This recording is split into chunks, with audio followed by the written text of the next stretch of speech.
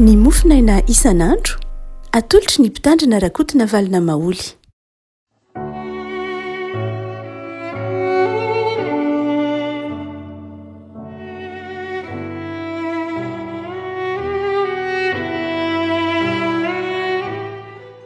Fahamaraba-tsika ry havako tratra ity alatsinainy fa 7 ny volana aprily ity.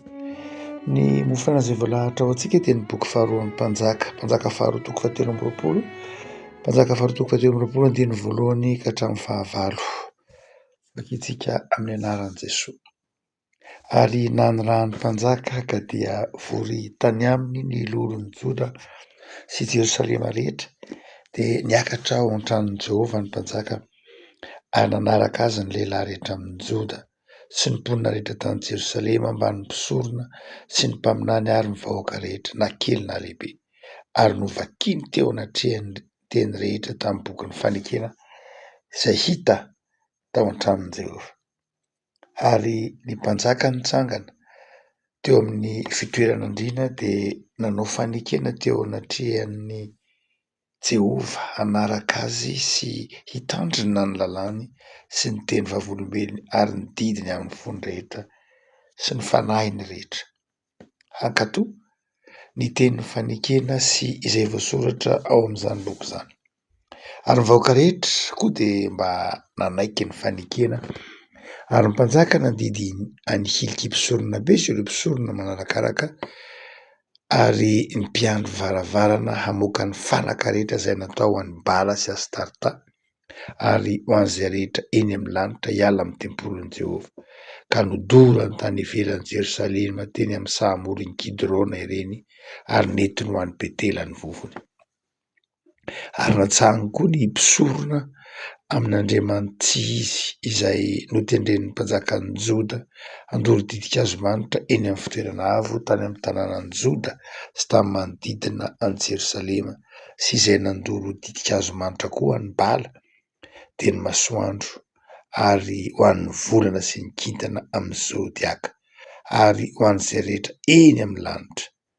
Ary ny Asera navoaka ny ala amin'ny tranon'i Jehovah ho an'ny ivelan'i Jerosalema ao amin'ny lohasan-drika Kidrona ary nidorany tao io ka notorotorono vovoka ary nivovoka nafafin'ny teny ambonin'ny fahasambahoaka ary norarany ny tranon'olona na n'olo tena hijangajanga ho fanompoan-tsampy izay teo amin'ny tranon'i Jehovah dia ireo nanomany vehivavy lahy ho an'ny Astarta ary napaka ny mpisorona rehetra avy tamin'ny tanànan'i Joda izy dia nolotoiny ny fitoerana avo izay nodoran'ny mpisorona didin-kazo-manitra hatrany Geba ka hatrany Berseba ary noravany ny fitoerana avo teo akaikin'ny vavahady dia ilay teo anoloan'ny vavahadin'ny Josoa komandon'ny tanàna sy ilay teo ankavia raha miditra amin'ny vavahadin'ny tanàna. Ray Masino manamasinana amin'ny fahamarinana ny teninao no fahamarinana. Amen. Rehefana ny fantsipavahana nataon'ny Josia any amin'ny taona 2026 alohan'ny Jesosy Kristy Tompo ity zara-mofinaina ho antsika ity. Efa tena nivilalana niala tamin'ny fanompoan'Andriamanitra ny Joda, nampifangaro fivavahana ary nanadino ny fomba fanompoan'Andriamanitra, ny fomba mpivavahana. Tsy ny didin'Andriamanitra ihany no adinoiny fa ny fomba mpivavahana mihitsy ary nampifangaro ny fomba fivavahana tamin'Andriamanitra sy tamin'ny fanompoanan'ny Bala sy ireo andriamanitra tsy isan-karazany. Ary dia toy ny ara-monina tao amin'ny tempoly ny fivavahana tamin'Andriamanitra sy ny fivavahana tamin'ny samby. Dia tamin'ny andron'i Josia ara no nipoitra ny fanitsiana izany fivavahana ny fangaro tamin'ny samby izany. Amin'ity andin-tsotra masina ity izay eto am-pelatanantsika dia mitantara ny bokin'ny mpanjaka ny nataony ity mpanjaka Josia ity. Ary mampianatra antsika lafin-javatra maromaro izy, 2 amin'izany atao hoe fanitsiana, fanamboarana ny zavatra tsy mety na amin'ny alam-pivavahana io na amin'ny fahazaran'ny fiarahamonina. Ny fiarahamonina de efa manana fahazarana dradray ampolo taona ny anjato taona ny aza izay fahazarana hita fa manimba tsy mahasoa. De mampianatra antsika eto ny bokin'ny mpanjaka ahoana no nataon'i Josia mba hanitsinina ny fiarahamonina, mba hanitsinina ny toe-tsaim-piarahamonina, na tamin'ny lafiny ara-panahy io na tamin'ny fomba andavanandro fotsiny. Voalohany dia asehon'ny bokin'ny Josia, asehon'ny bokin'ny mpanjaka fa ny fanitsinana nataon'i Josia de tsy izy rery akory nanao an'izany. Tsy izy rery akory, tsy hoe satria mpanjaka izy de izy rery no nahavita an'izany. Ny fanamboarana sy ny fanitsiana, ny fanovà toe-piarahamonina dia asan'ny fiarahamonina manontolo mihitsy. Tsy asan'olona anankiray, tsy asan'olom-bitsy, tsy finiavan'olom-bitsy no nanao zany fanamboarana sy fanitsiana zany, fa asan'ny fiarahamonina manontolo mihitsy. Eto de hoy Josia, hoy bokin'ny mpanjaka hoe de natsoin'i Josia ny olon-tsoda rehetra, zany hoe reo olona manam-pahefana, reo ray aman-dreny be novoriany Josia, ny olon-tsoda rehetra. Zany olo zany de ny olona toteny mpitahiry ny tantara, mpitahiry ny fomba vavolombelony ny zavatra ny lalovatra, zay ny olona. De natsoiny koa ny lehilahy rehetra, ny lehilahy rehetra zany hoe reo olona matanjaka, reo olona matanjaka, reo mpiady, reo olona salama, ny lehilahy rehetra de natsoiny avokoa. Fantatsika tsara fa ny lehilahy no lohan'ny tokantrano tao anatin'ny fiarahamonina jiosy, dia ny lehilahy rehetra no mitondra ny tokantrano, ny lehilahy no manapa-kevitra, ny lehilahy ny tompon'ny fananana, ny lehilahy no mitondra anaram-pianakaviana. De natsoiny Josia koa zany ny isam-pianakaviana. Tsy vitan'izany fa natsoiny koa ny mponina rehetra tany Jerosalema, ny mpisorona, ny mpaminany, ny vahoaka rehetra, na ny kely na ny lehibe.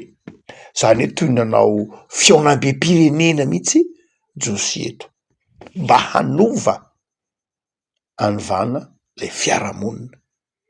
Ary dia mazava be fa tsy mora akory ny manova toe-tsaina, indrindra toe-tsaina efa masaky ny fahazaran-dratsy, toe-tsaina efa mora manaiky ny zavatra tsy mety, dia nasehon'ny bokin'ny mpanjaka fa zany fanovana zany, fanovana toe-tsaina, fanovana fomba fiasa, fialana amin'ny fahazarana de zao tena raharahan'ny fiarahamonina manontolo. Fa ny faharoa zay asehon'ny bokin'ny Josia de zao hoe raha ohatra ianao ka maniry hanamboatra ny anitsy ny fiainanao manokana, na ny fikambanana misy ianao, na ataovy hoe ny fiangonana misy ianao, na ataovy hoe ny fianakaviam-be misy ianao, de izao taon'ny rehetra hiaraka mandray anjara, taon'ny rehetra ho resy lahatra amin'ilay fanovana sy lay fiovana tianao atao. Fa ny faharoa dia asehon'ny bokin'ny mpanjaka eto fa izao nisy koa nefany lay fitaovana nentina nandresy lahatra. Tsy hoe teny fotsiny zany Josia hoe zao nanaovantsika ty raharaha ty, fa namaky ny boky ny lalàna izy.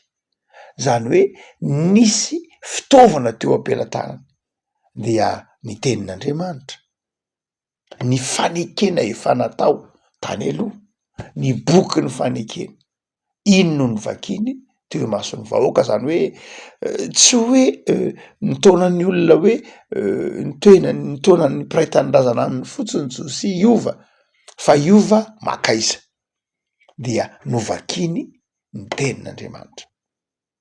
Riavako, ny olombelona na isika de malaina miova ninninna, de indrindra rehefa mahazo fahazarana milamindamina zay de zao sarotra amin'ny olona ny miala amin'ny mahazatra. Io tenenin'ny Ntaolo malagasy hoe rehefa tanana io rehefa zatra mitsotra de sarotra amin'io ny mivokona indray. Ary io tsy hoe amin'ny tanana ihany na amin'ny vatana ihany fa amin'ny toe-tsaina mihitsy.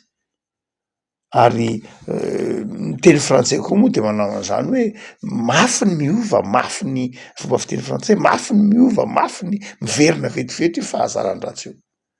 Dia ny fitaovana nentin'ny Josia dia ny tenin'Andriamanitra, ny tenin'Andriamanitra sy ny fahatahorana an'Andriamanitra. Zany ny fitaovana nentin'ny Josia nanova ny fiarahamonina. raha maky ty amy testamenta vaovao nge tsika de hita fa ny antony tsy nitiavany fariseo an Jesosy nge de Jesosy nitondra fiovany, Jesosy nanitsy, Jesosy namboatra, Jesosy nanao antso avy manao hoe miova mibeba, miova ny dikany hoe mibeba, aza mandeha amin'iny lalana iny ntsony fa ty lalany ty ndray andehanana, zay ny dikany hoe mibeba. Fa tsy zakany reo mpisorona, reo mpanora-dalàna ny fariseo satria tsy nahazaka an'izay satria efa misy fahazaranao, efa misy tombontsoa efa miainanao, efa misy zavatra efa toy ny nampilamindamina aneo ka de manjary lasa toy ny mety la izy na de tsy mety ary. Dia eto a Josy mampianatra atsika fa ny tenin'Andriamanitra, ny fivavahana de fitaovana sarobidy amin'ny fanovana ny olona hiala amin'ny fahazaran-dratsy, amin'ny fanovana ny olona hiala amin'ny zavatra tsy mety, amin'ny fanovana ny olona handeha amin'ny lalana tsaratsara kokoa. Fa ny fahatelo zay asehony ity andiny tsotra masina ity, tsy hoe ny rehetra ihany akory mandray anjara, tsy hoe mazava tsara ny fitaovana nampiasain'i Josy entina manova ny fiarahamonina ny tenin'Andriamanitra, fa ny lafin-javatra fahatelo zay asehoan'ny Josy dia lay fahasahina ampahabe maso hanaisotra ny tsy mety. Marina fa rehefa manova zavatra ianao na manetika zavatra ianao dia manotohina tombontsoan'olona, manotohina fiainan'olona manokana mihitsy ara. Eto zao dia ireo mpisorony mpanompo sampy, ireo mpisorony zodiaka hoy ny filazan'ny bokin'ny mpanjaka eto, ireo mpisorony ro Andriamanitra tsy izy dia mazava hoazy lasa very tombontsoa. Marary tsinona ny fanamboarana sy ny fanitsiana, marary na ny tsy hoe zavatra rehefa mamboatra zavatra, rehefa manity zavatra de marary, ary mila fahasahina. Nanan'izay fahasahina zay Josy. Afaka malala indraindray heveritsika fa mora ny manova zavatra, ary indraindray ny fanovanana ny fanavaozan-javatra eo amin'ny fiainantsika de tsy vitan'ny heveritsika hoe asa heveritsika hoe ny hafa ihany fa tsy tsika ny voakasika le izy. Mora miteny amin'ny olona manao hoe miova, fa hisarotra amy tenantsika mihitsy ny miova. Ary dia eto marary zany, marary ny fiarahamonina, marary satria tsy maintsy najanona ireo mpisorona noroahany izy ireo, nahato tamin'ny asany ireo mpisorona nanao zavatra diso ireo, fa ny mpisorona zay mpisoron'ny Andriamanitra tsy izy, fa ilana fahasahina, ilana fijoroana. Fiavako malala zava-dehibe ara ny ijoroantsika ho vavolombelona, ananatsika fahasahina ho an'izay rehetra te hanova zavatra eo amin'ny fiainany, te hanova zavatra eo amin'ny fiarahamonina, te hanova zavatra amin'ny mpiarabelona de zao mila fahasahina, mila fijoroana na mafy aza. Ary za zavatra zany dia tsy hoe fahasahina ihany fa eo koa dia nodorana mihitsy ireo sampy isan-karazany, no avahana mihitsy hoe ty fitaovan'ny sampy, ampiasain'ny Astarta, ampiasain'ny Bala, ampiasain'ny Asera, navoaka tao amin'ny tempolo zany de nidorana ary nafafy, zany hoe naseho mihitsy naseho hitany vahoaka fa mila mandray fanapahan-kevitra izy, mila misafidy izy, ary mila mazava ny safidiny hoe tsy maintsy miova izy. Lehavako ny fanompo-tsampy zay aseho ny bokon'ny mpanjaka eto, fanompoana karazan'Andriamanitra maro isan-karazany de manefy toe-tsaina maharatsy azy, mazava ho azy tsy mifanaraka amin'ny sitrapon'Andriamanitra, mazava ho azy ny fanompo-tsampy de manimba ny fifandraisana amin'Andriamanitra. Andriamanitra tokontsika de Andriamanitra saro-piaro, Andriamanitra ao amin'i Jesosy Kristy tompo de Andriamanitra saro-piaro, tsy manaiky ampirafesina amin'Andriamanitra tsy izy, fa izao ny fanompo-tsampy indrindrindrindra koa de halan'Andriamanitra satria manimba toe-tsaina. Fantatsika tsara fa tsy nandeha fiaignan'Andriamanitra mihitsy raha hiakatra andeha niara avy any Egipta andeha ho any Kanana ny zanak'Israely de nafaran'Andriamanitra mihitsy, ary pao daholo ny Kananita, ny Jebosita, ny Hitita, raha vao daholo reny rehetra reny, fa hampianatra anareo ny toe-tsainy reny. Noho zany de zao aza mifanerasera aminy akoho satria mampianatra azy ny fanompontsampy. Ny antony de izao, ny fanompontsampy na ireo ataontsika koa hoe reo manompo Andriamanitra maro, ny polythéiste, zay manompo Andriamanitra maro de hafa mihitsy ny toe-tsay amin'ny monothéiste. Ny firenena monothéiste de firenena hafa mihitsy ny toe-tsay satria rehefa manompo Andriamanitra maro ny olona dia na ny firenena anankiray de manjary lasa manana marina be dehibe izy, lasa heverina ho be dehibe ny marina. Ny monothéiste ny mivavaka amin'Andriamanitra tokana de zao mandrakariva tsy tokapo ihany fa tokana ny ataony hoe marina. Mitaiza azy Andriamanitra hanana fijery mitombona tsara hoe marina tokana ihany. Fa amin'ny firenena zay manompo Andriamanitra maro de misy marina be dehibe, ary zany marina be dehibe zany de manimba zavatra. Mety miteny manao hoe ohatra mijery lafin-zavatra anankiray dia ohatran'izao iainantsika vanim-potoana ankehitriny zao, indraindray dia lasa ambara fa be dehibe ny marina, ary lazaina fa marina de miankina amin'ny fitrangan-javatra. Zany vokatry ny antsoina hoe polythéisme.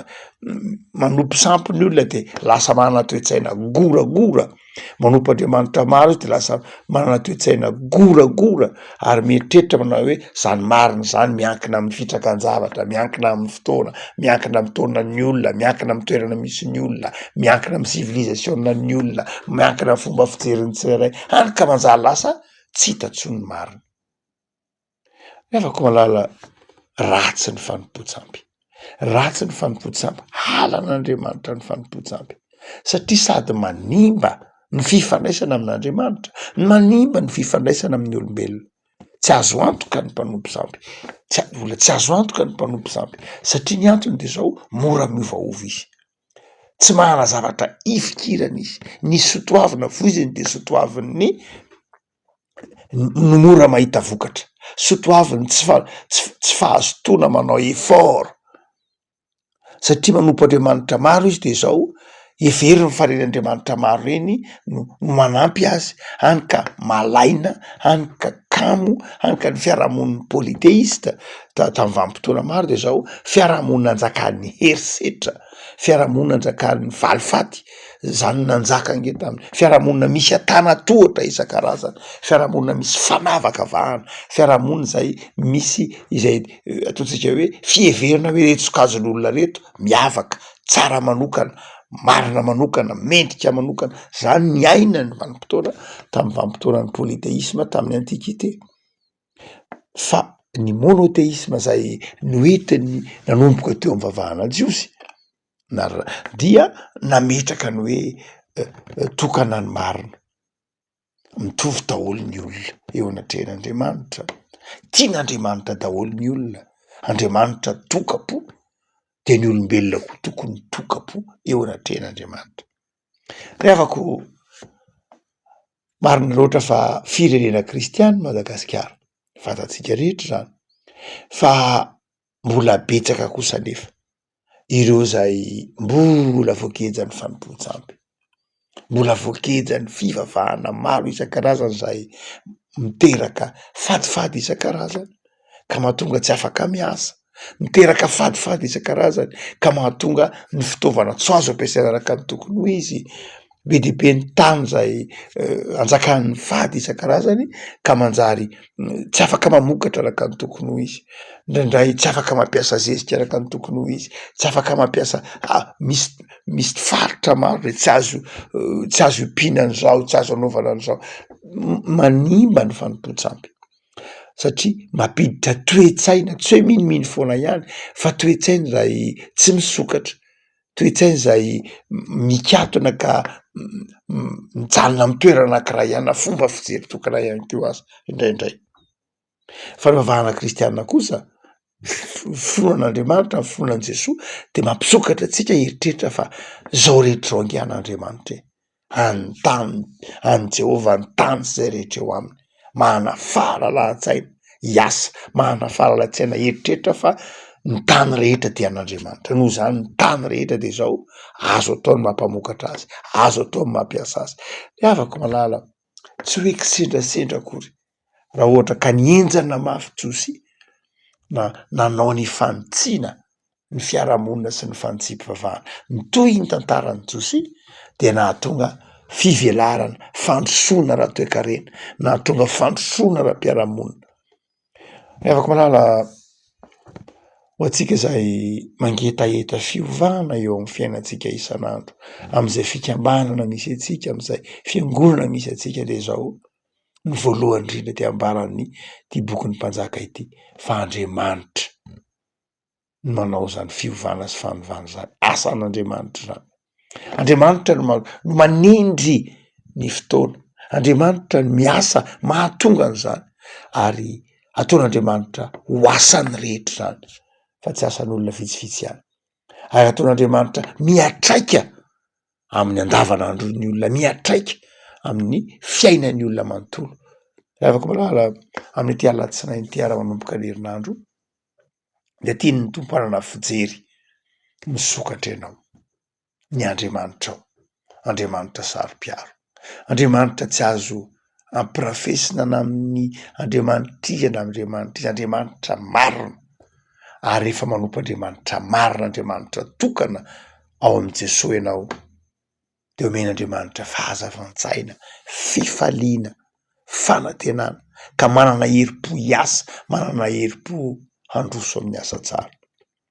Zay herinandro ao dia mitaonanao hifaly amin'Andriamanitra, mitaonanao iny fa ny Andriamanitra ao dia Andriamanitra tianao, saro-piaro satria te-hampahavoka betsaka ny fiainantsika.